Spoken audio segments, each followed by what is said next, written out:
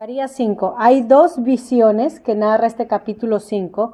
Recuerden que estamos en el contexto post-exílico, donde Zacarías como profeta ha sido llamado por Dios para que revele estas visiones que tienen una literatura apocalíptica, ¿okay? Porque está hablando de algo en su tiempo que también tiene connotaciones para final de tiempo. Pero nosotros nos estamos enfocando en cómo la audiencia de Zacarías, cómo el pueblo judío hubiera mejor entendido el mensaje. ¿Okay? Ahí es donde nosotros nos estamos enfocando y vamos a tratar de aplicar entonces a nuestro tiempo. Que la primera visión se habla de qué, ¿de qué es lo que está hablando la primera visión? Un rollo que vuela. Y acá la idea es está hablando en el versículo 1 que alzó los ojos y miró nuevamente una visión, como vimos antes en el capítulo 1. Y acá en esta visión vemos un rollo volador y la idea es como una pancarta. Imagínense una pancarta donde el mensaje puede ser leído. Por ejemplo, en nuestros tiempos muchos novios cuando quieren proponerle a su novia rentan una avioneta y la avioneta carga una pancarta a través del cielo, muy romántico, donde el novio le propone, ¿te quieres casar conmigo? O durante eventos deportivos o comerciales rentan compañías camparta y comienzan a anunciar algo que quieren vender o algo que quieren promocionar. Cuando hubo el tour del golf acá en Ancaster, pasaban las avionetas con la pancarta, ¿no? Entonces, imagínense esa idea. La idea es que la gente pueda leer y entender este mensaje. O sea, es público, ¿ok? Eso es lo que quiere darnos a entender acá, ¿ok? Un rollo volador. Y este rollo también lo encontramos en Jeremías 36:2 y Ezequiel 2:9. Okay. Jeremías 36:2. ¿Alguien puede leer Jeremías 36:2? Y también está en Ezequiel 2:9. Leamos el de Jeremías, que la idea del rollo. Apocalipsis también habla sobre un rollo que tuvo que comer el profeta, que le supo amargo, o sea, miel y amargo en el estómago. ¿Pero qué dice? 36:2. Dice, toma un rollo y escribe en él todas las palabras que desde los tiempos de Josías, desde que comencé a hablarle hasta ahora, te he dicho acerca de Israel, de Judá y de las otras naciones. Ok, ¿y eso quién le está hablando? ¿Tienes ahí en el contexto? El rey Josías quema el rollo de Jeremías, dice esta palabra. Ok, ¿quién le habló? ¿Jeremías? Jeremías. Ok, Jeremías hablando para el rey Josías sobre el rollo de lo que va a suceder, ¿no? De las cosas que tiene que suceder.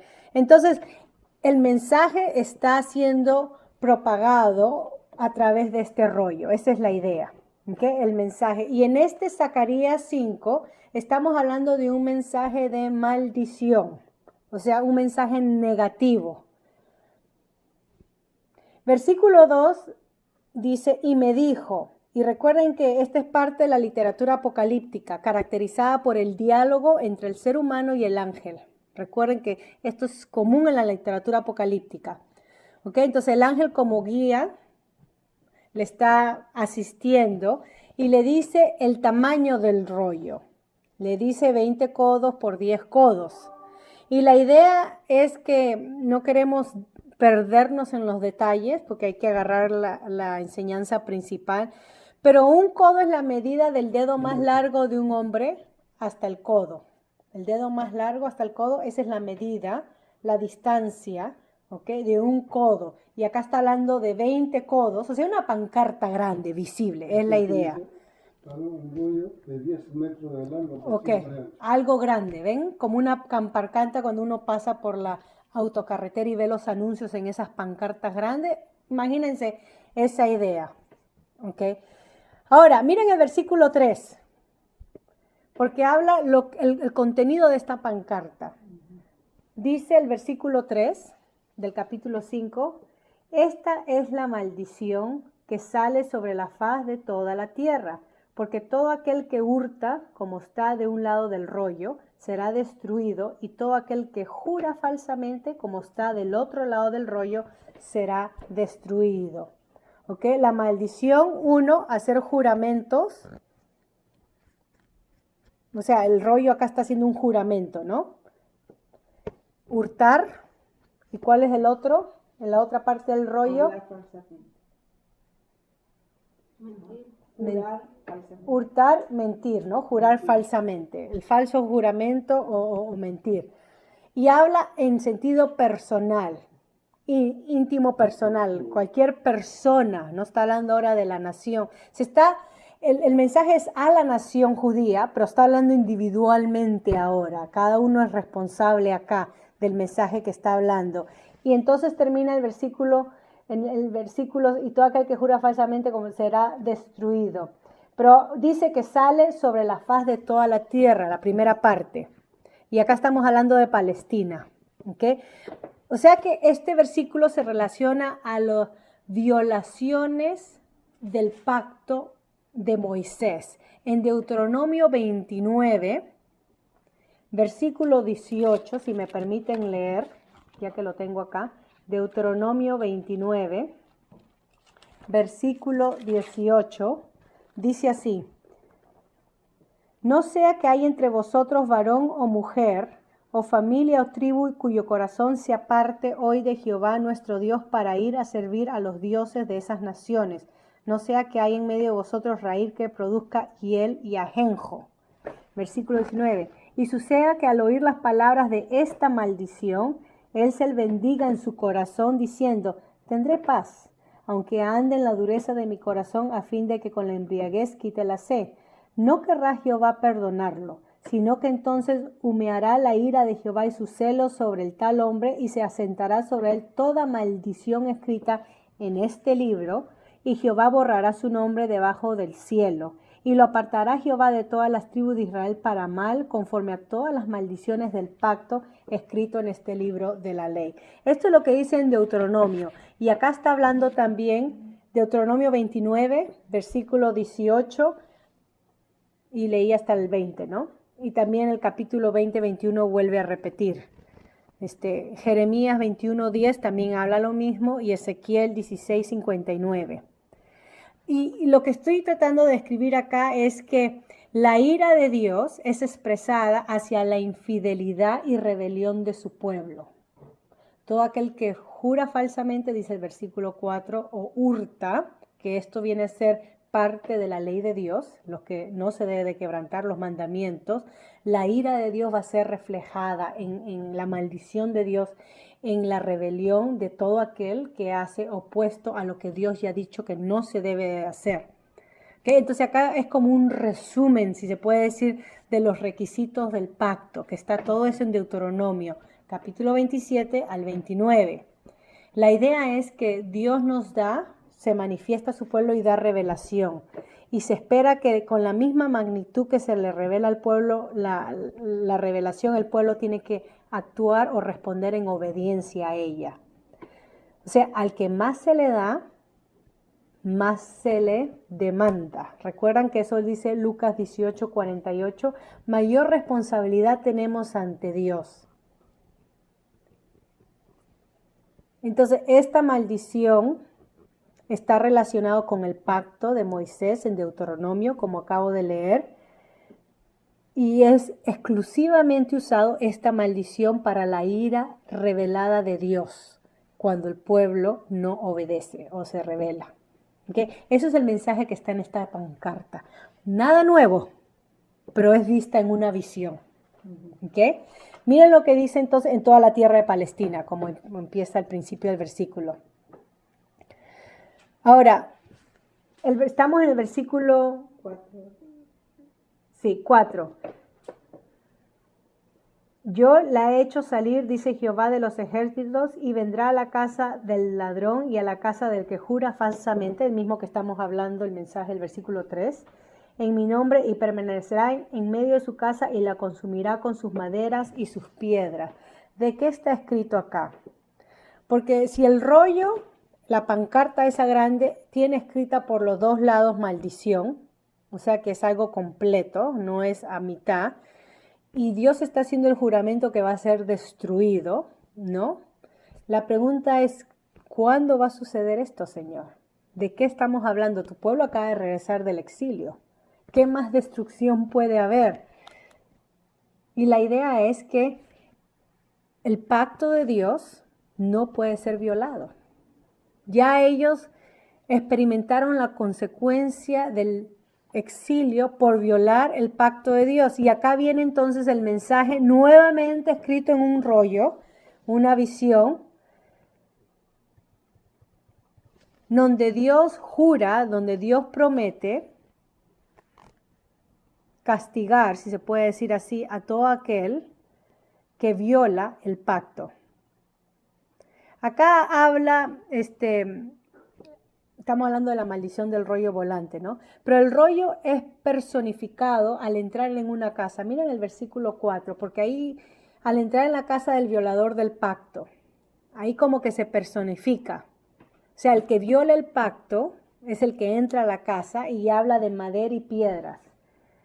En medio de su casa permanecerá, no es el que jura falsamente, el que viola el pacto, y la consumirá con sus maderas y sus piedras. ¿Hay otra versión que tienen ustedes que diga esto de otra manera? Acá, por ejemplo, dice, así que desencadenado está esta maldición para que entre en la casa del ladrón, en la del que jura en falso por mi nombre. Se alojará dentro de su casa y la destruirá junto con sus vigas y sus piedras, afirma el Señor Todopoderoso. Esa está más clara. Entonces, ¿qué Pero ideas? las Américas, Esta es la que tengo en la Reina Valera. no, pero América, ¿qué lee ahí? Parece que ¿Qué no versión está es esa? la internacional. Ya, esa está clara. ¿Qué dice la versión de las Américas? La haré salir, declara el Señor de los ejércitos, y entrará en casa del ladrón y en casa del que jura por mi nombre en falso, y pasará la noche dentro de su casa y la consumirá junto con sus maderas y sus piedras. Ok. Entonces, ¿qué es lo que va a entrar a la casa y consumirá? ¿De qué está hablando? La maldición. De la maldición, del quebranto. A todo aquel que quebranta. O digamos el juicio del Señor. Exacto, todo aquel que quebranta la ley, que acá está resumida en jurar falsamente y hurtar. Solamente se nos dice eso. No sabemos por qué solamente se nos dice eso. Seguro que las condiciones sociales de Zacarías había eso. Seguro que la gente estaba de moda el hurto y el falso testimonio en medio del pueblo. Hay que leer Esdras y Nehemías. ¿Okay? Seguro que no tenían ídolos, pero el pueblo mentía y hurtaba por debajo de la mesa cuando se apagaban las luces. Entonces, como que Dios es el ojo que ve todo, los 7 ojos. Él está rodeando la tierra, recuerden las otras visiones. Él sabe que aunque el pueblo diga, pero nosotros ya no somos idólatras, sí, pero mientes y robas. Igual quebrantas mi ley. Entonces, si estamos hablando, porque nosotros podemos hacernos, complicarnos el asunto, ¿por qué habla de estas 2 violaciones cuando en la ley podemos sacar 10, digamos, los 10 mandamientos? Es porque el pueblo estaba cayendo en estas 2, que pensaban que Dios no sabía, pero acá Dios se lo está revelando a Zacarías a través de una visión diciendo, yo sí sé lo que están haciendo. Entonces, para entender el contexto social hay que leer Esdras y Nehemías, y ahí nos damos cuenta, nos va a ayudar, ¿no?, a armar un poquito el panorama. Miqueas también, Miqueas, por ejemplo, el último libro de la Biblia que les comenté la semana pasada, habla en el capítulo 3 de que el pueblo no estaba ofrendando a Dios ni no le diezmaba, y Dios dice, ladrones, me roban a mí. Entonces, estaban robándole a Dios. Nehemías, cuando regresa, después de regresar a Persia, al imperio Persia, vio que se habían divorciado de sus mujeres hebreas, judías, se habían casado con extranjeras, estaban oprimiendo, estaban trabajando en el día sábado, estaban quebrantando la ley. Y Esdras dice que se rasgó los pelos y le dio cachetadas, ¿se recuerdan? Que le dio ira. Entonces, aunque el pueblo no se arrodillaba a imágenes, siguió violando la ley de Dios. Y acá Dios les está jalando las orejas a través de Zacarías diciéndole 2 cosas que sí siguen ellos, violentando o no obedeciendo. El falso testimonio, y no sabemos exactamente cómo estos usaban el falso testimonio. Podemos dar múltiples ejemplos, como quizás en el comercio o las balanzas falsos, como habla Proverbios, adulteradas, ¿no? No sabemos, leche adulterada, ¿no? O robar como a Dios, al prójimo, intereses, cargar intereses, es una forma de robar, etcétera. Entonces acá este mensaje de esta visión nos está diciendo que Dios ha mandado su mensaje visible y público y les está diciendo, mienten o juran falsamente y roban. Y todo aquel que robe y juren falsamente, la maldición le vendrá a su propia casa, como dice el versículo 4. Y la idea es que será destruido y consumido. O sea que si antes la nación pagó por rebeldía ante Dios, a ir al exilio, ahora Dios está diciendo el individuo pagará. Si antes la nación, ¿no?, fue castigada por Babilonia, por Persia, estos imperios que Dios usó para disciplinar a su pueblo, ahora lo está haciendo, él está hablando de una forma personal. Él será destruido, será consumido. Está hablando del individuo. O sea que Dios va a traer a un final, a un juicio completo y final a todo aquel que transgrede el pacto. ¿Okay? Esa es la primera visión. Estamos en visión número 6. Recuerda que son 8. La segunda visión es del versículo 5 al final. Es difícil de entender porque nos podemos perder en los detalles. Y nuevamente, cuando estamos estudiando literatura apocalíptica, no podemos tratar de definir qué significa esto, qué significa el otro. Hay una definición central y eso es el mensaje. ¿Ok? Si no, nos perdemos en el significado. Versículos 5 al 11. Entonces, nuevamente, alza tus ojos y mira. ¿Okay? Nuevamente esta frase literaria de ver y introduce entonces una nueva visión, como ya hemos visto. ¿Okay? Y vemos entonces qué es esto. Dice, okay, sale un efa. Ahora, les voy a mostrar la imagen de un efa para que puedan más o menos entender.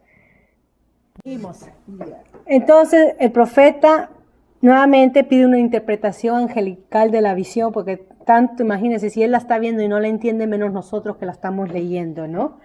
Pero así como lo hizo con las 6 visiones, ahora con esta séptima, porque esta es la visión séptima, es efa. Ahora, el término efa es la medida más grande usada por los judíos. O sea, es una medida más grande usada por los judíos. El término hebreo efa. ¿Ok? Que más o menos dicen por ahí que estamos hablando de, puede ocupar de 5 y 10 galones. Y acá entonces funciona, en esta parte funciona donde el profeta o el ángel describe una canasta grande, como una jaula, como la que se acabo de enseñar, la imagen. ¿Ok? Ok, entonces vamos a ver, primero es el rollo volante que ya lo vi y ya lo vimos y ahora vemos acá un efa. Entonces, ¿qué vemos con esto del efa? Estamos en el capítulo 5 y estamos en la segunda parte del capítulo 5. Miren conmigo. Ok, ¿y qué había en la canasta? Porque el ángel le está guiando a través. Dice que había una aparición, una semejanza. ¿Ok? Es la maldad, dice la gente. Ok. Iniquidad, pecado, culpabilidad es la idea. Ok, entonces está pesando y en la pesa hay iniquidad y pecado. Ok. Ok, ahora sigamos con eso. La iniquidad de ellos en toda la tierra. Estamos hablando del pueblo de Dios, ¿no? La tierra de Palestina. Esta es la iniquidad de ellos. O sea que está llena la bolsa, está llena la canasta de iniquidad. ¿Ustedes creen que Dios no se da cuenta de lo que está sucediendo en sus casas y en sus corazones? Dios dice, miren la iniquidad que hay acá. Ahora, versículo 7. Y he aquí levantaron la tapa de plomo. Y acá vemos otra cosa que no estamos hablando de efa y ahora nos habla de tapa de plomo y nos confunde un poquito. Pero hay 2 puntos de vista acerca del canasto cubierto por plomo. Y déjenme comentarles esto y de ahí podemos hablar o discutir sobre esto. Lo primero puede referirse a una piedra, ¿okay?, usada en el comercio. Antiguamente, imagínense, contexto agricultural, donde era tan pesado como plomo. ¿Okay? Y si es así, entonces fortalecería el punto de vista que se está hablando de una visión donde se estaba preocupado o se estaba enfocando donde el comercio era corrupto, pecaminoso. Había iniquidad en el comercio donde ellos pesaban. había iniquidad en el sistema económico de ellos. Como ellos hacían negocios, ahí había iniquidad. Y es por eso que viene la canasta, balance, efa. Ese es un punto de vista. El segundo, que es el más probable, el plomo era para el propósito de seguridad. La maldad fue aislada y contenida, y esta será removida de la tierra prometida, o sea, de Palestina, será removida, y vamos a ver eso con el tema de la mujer. Puede ser lo uno y lo otro, que había tanta maldad en el comercio, tanta sinvergüenzura, como diríamos nosotros, aprovechamiento de hermano a hermano, o sea, de judíos de entre ellos, donde se robaban mutuamente, donde se sacaban provecho, donde no eran honestos. Eso, parte de la naturaleza pecaminosa, puede ser. Pero veamos entonces, antes de ir al comentario, entonces sí, la segunda interpretación, que tiene que ver como la tapa, con una medida de seguridad para que no salga la iniquidad que va a ser removida del pueblo, puede referirse a ambos, porque según el contexto social, político, Nehemías y Esdras nuevamente nos da un poquito de luz. Nehemías especialmente, aunque el pueblo juramentaba en la plaza y decía, nosotros oiremos la ley, y se arrepentía y celebraban, pasaba un poquito de tiempo y regresaban a lo mismo. No guardaban en sábado, hacían negocios, y entre ellos mismos era la ley del más vivo, como decíamos en nuestros países. O sea, ni por conocer a Dios tenían temor de, si yo robo a mi hermano, estoy robándole a Dios. Dios me ve, no había ese temor. Entonces, ¿puede haber algo de eso? Claro que sí, porque el contexto no habla que sí había sinvergüenzura en sus comercios. Eran vivos, no se comportaban como hijos de luz. Pero también, que tiene más sentido para este contexto inmediato, puede ser que estaba esa tapa de seguridad tapando el pecado y la maldad, porque algo va a suceder. Miren lo que dice ahí, con versículos 7 y 8. Y él dijo, esta es la maldad, y acá está personificada, ¿no? Y la echó dentro del efa, y echó la masa de plomo en la boca del efa, ¿no? La cubrió. Alcé luego mis ojos y miré, y he aquí, entonces se ve dos mujeres. Ok, lo interesante de esto es que la palabra, esta es la maldad, en el hebreo esa palabra, la maldad, está en femenino. Ok, y es el contraste a la justicia. Es una personificación, que ahora la maldad va a ser personificada en femenino. Ojo, no estamos diciendo acá que las mujeres son malas. Esto es figuras de lenguaje, géneros de lenguaje, creatividad de lenguaje rico para darnos a entender. Así como cuando estudiamos Proverbios y vimos que la necedad estaba personificada en una mujer, como la sabiduría estaba personificada en una mujer. No tiene nada que ver que está poniendo por debajo las mujeres. Pero acá entonces la maldad, como está descrito en femenino en el hebreo, está usada en contraste con la justicia, que la justicia también está en femenino. Ok, entonces la maldad es personificada en una mujer. Para que lean en casa aparte, Apocalipsis 17, versículo 3 al 8 y versículo 18, ya hemos estudiado el libro de Apocalipsis, pero para refrescarnos, habla también de una mujer vestida de algo muy lujoso, que simboliza la maldad. ¿Ok? Ahora, si el efa es de un tamaño regular, conteniendo esos galones de 5 a 10 litros de agua, entonces estamos hablando de una mujer muy pequeña, simbolizada ahí. ¿Ok? Y si estamos hablando de una mujer pequeña, o sea, no de una persona, sino de una estatua o una figura pequeña, entonces estamos hablando de la idolatría. Y esto tiene sentido con el versículo 3 y versículo 4 del capítulo 5, cuando habla de la maldición que sale sobre la faz de toda la tierra, porque todo aquel que hurta será destruido y todo aquel que jura falsamente será destruido. Los juramentos se hacían enfrente o convocando a Dios o a los dioses. Porque antiguamente la religión y las creencias religiosas eran parte de la vida cotidiana. No muy tan lejos como lo que practican hoy en día los hindús, que todo tiene connotación espiritual. ¿Okay? Ellos tienen sus dioses son idólatras y pueden tener dioses chiquitos de todos tamaños en todas partes, en el bolsillo, en el taxi, en el carro, en la casa, en el camino, en la calle, ves dioses, porque ellos creen que el ser humano está viviendo dentro de este mundo espiritual, ¿no? Y hay algo de verdad, pero claro, ya han transversado lo que dice la Escritura. Pero nada diferente a lo que el mundo antiguo creía, del Medio Oriente, donde cuando se hacían juramentos se juraba en nombre de tal Dios falso, tal Dios, se tenía que convocar a un Dios. Y es por eso que Dios dice en sus mandamientos, si van a jurar, no usen mi nombre en falso, para hurtar y mentir, para hacer cosas que no van de acuerdo a mi naturaleza, que es santa y justa. Porque como era común, yo juro por el Dios tal y mintiendo, ¿no? Yo juro y... Entonces acá la idea es lo más seguro y es acá donde necesitamos obviamente ser un poco flexibles a la interpretación, pero si está hablando de un efa tamaño regular, entonces está hablando de una mujer, la maldad personificada en una mujer muy pequeña, y esto puede ser representado como la idolatría. Eso es lo que dice el versículo 11. Y él me respondió para que le sea edificada casa en tierra de Sinal. Casa era donde se ponían los ídolos, ¿ok? Y cuando esté preparado lo pondrán sobre su base. Está hablando de un pedestal donde se pone un ídolo. Entonces quizás tiene más sentido que esta mujer representa a una diosa, a un ídolo. Ok, entonces, ¿qué va a suceder con esta idolatría? Si estamos hablando de la idolatría y esta mujer. Se la va a llevar. Se la van a llevar porque tienen alas. Es la única vez que se menciona mujeres con alas, como de cigüeña. Y alzaron el efa, donde está toda la maldad entre la tierra, y se la llevan.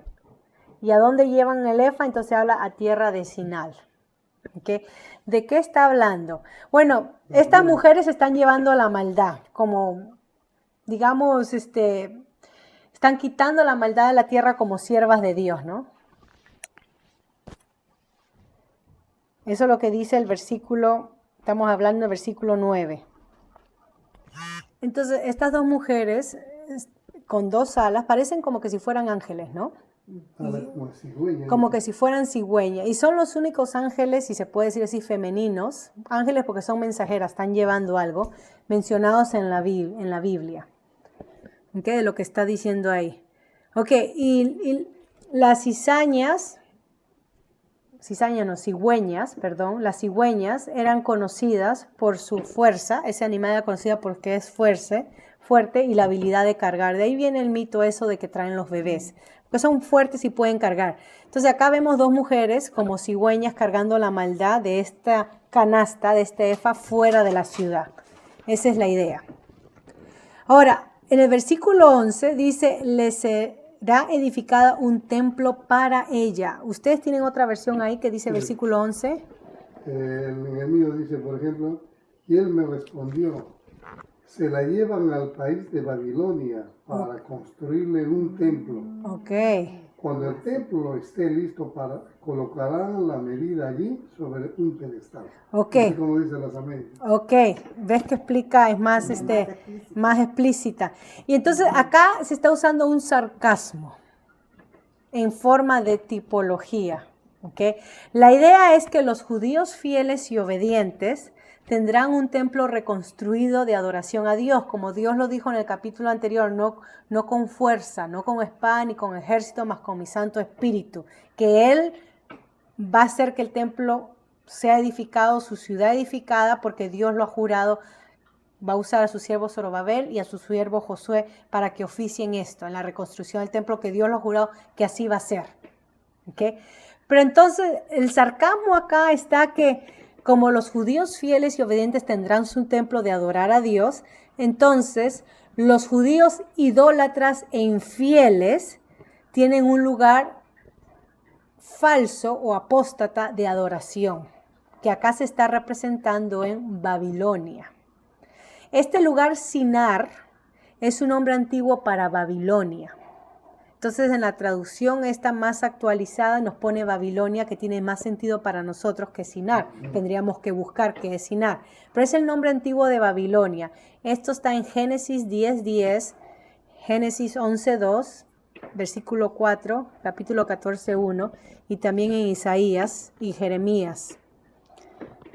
Apocalipsis 14:8 también habla de Babilonia, se recuerdan, la gran ciudad, capítulo 16, 19 y el capítulo 17, 1 y 7 de Apocalipsis, como ya lo mencionamos, de la mujer también. Entonces, estamos hablando de una metáfora, una figura bíblica para la maldad. ¿Okay? Aquellos judíos que no obedecen a Dios serán los judíos apóstatas infieles que tendrán su lugar de adoración falsa. Y aquellos que obedecen a Dios tendrán su templo reconstruido para que puedan adorar a Dios. Y dice entonces que en Babilonia, termina el versículo 11 diciendo, lo pondrán. Y este es poner como un ídolo que se pone sobre un pedestal donde ya no se puede mover. ¿Ok? Y entonces estamos hablando que Dios va a limpiar su tierra de Palestina de idolatría y será llevada entonces a tierras lejanas como Babilonia, tierra idólatra. ¿Ok? Ok, entonces en el capítulo 4 nosotros estudiamos cómo Dios, en el capítulo 3, cómo Dios limpiaba a un sumo sacerdote de su maldad, de sus ropas, para que pueda oficiar en el templo de Dios como representante del pueblo ante Dios, porque estaba sucio, alguien lo acusaba, Satanás. Acá en este capítulo 5 vemos cómo Dios va a limpiar al pueblo de su maldad, va a quitar el pecado y lo va a llevar lejos a Babilonia. O sea que, ¿de qué estamos hablando acá? Que Dios se va a encargar de limpiar y purgar el pecado, tanto como lo hizo en la persona de Josué, como lo va a hacer en el pueblo de Israel. No más maldad entre su pueblo. Y claro, la gran pregunta, ¿cómo va a hacer Dios eso? ¿Cómo Dios va a quitar el pecado sobre su pueblo? Jeremías capítulo 31 nos da respuesta. Y pondré un nuevo corazón en ellos. Le quitaré ese corazón de piedra y le pondré un corazón de carne. 31. Ezequiel habla que circuncidaré sus corazones. O sea que la ley de Dios iba a hacer una obra en su pueblo, donde todo aquel que le era fiel y creía en él, Dios iba a hacer una obra en su corazón donde su ley ya no iba a ser piedras como Moisés, iba a estar afuera, pero Dios iba a agarrar su ley y la iba a poner dentro del corazón para que su pueblo que lo obedezca lo siga con su ley metida en ellos. Es así como Dios iba a lidiar con la maldad entre su pueblo. Nosotros venimos al Nuevo Testamento, tenemos toda la escritura completa y Jesucristo, nuestro Señor, habló sobre el venir a Él, el creer en Él o seguir creyendo en Él, que sus palabras son vida eterna, que comamos de Él, que Él es el pan de vida. Bueno, nuestro Señor Jesucristo es la palabra encarnada de Dios. Y cuando aceptamos la palabra encarnada de Dios, el Nuevo Testamento nos dice que Él viene a morar en su Espíritu Santo en el creyente y Él hace la voluntad de su Padre en nosotros. O sea, su vida es transferida a nosotros y Él se llevó el pecado nuestro en la cruz. Hicimos el intercambio. Entonces, Él, cuando aceptamos a Jesucristo, creemos en Él, nos arrepentimos, Él clava nuestros pecados en la cruz y Él nos transfiere su vida de justicia, implantando en nosotros su Santo Espíritu para que podamos obedecerle y serle fieles a Él. Vemos que así Dios completa lo que prometió en el Antiguo Testamento a través de sus profetas. Dios cambia el corazón de todo aquel que viene a Él, todo aquel que Él trae, que Él ilumina, porque esto es la obra de Dios en uno. Uno por sí solo no puede hacerlo. Entonces, estas son las dos visiones. Son dos visiones cortitas, son complicadas y nos perdemos en el detalle. Recuerden que son visiones apocalípticas, el género, o sea, la literatura, y no podemos definir cada uno, pero ver el mensaje principal. ¿Okay? En la primera visión que hemos visto, Dios declara la maldad públicamente como en un rótulo, en un rollo, y lo hace individual. Ya no habla pueblo, pero a todo aquel individuo de la tierra. Y en la segunda visión, Dios dice que Él se encargará de remover esa maldad y llevarla a Babilonia, y todo aquel que es infiel puede ir a adorar allá, pero en su santo templo solamente aquellos que son puros y lo obedecen podrán adorar.